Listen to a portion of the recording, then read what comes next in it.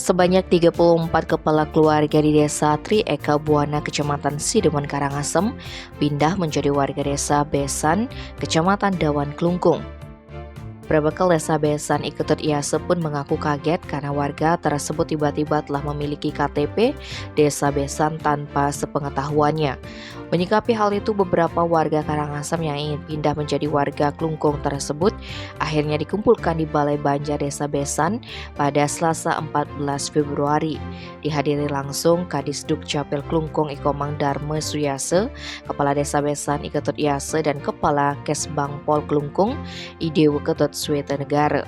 Disebutkan warga tersebut merupakan warga yang selama ini tinggal di lingkungan Bukit Abah.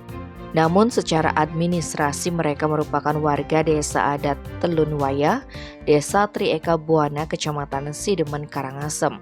Karena adanya permasalahan dengan Desa Adat Telun Wayah, mereka akhirnya kasepekang. Namun setelah kasepekang, mereka merasa dipersulit ketika mengurus administrasi kependudukan di Desa Tri Eka Buana.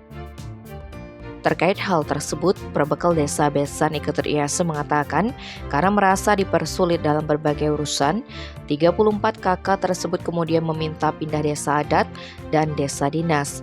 Mereka sudah diterima untuk pindah desa adat dari Desa Adat Telun Wayah, Karangasem menjadi warga Desa Adat Besan Klungkung. Namun yang membuatnya kaget, mereka juga tiba-tiba memiliki KTP sebagai warga di Desa Besan Klungkung tanpa sepengetahuan Perbekal Besan Iketut Iyase. Setelah berkoordinasi dengan para kepala dusun di Desa Besan, ternyata Kadus Kawan Desa Besan juga tidak mengetahui ada perpindahan warga Karangasem menjadi warga dusun Kawan Desa Besan Klungkung.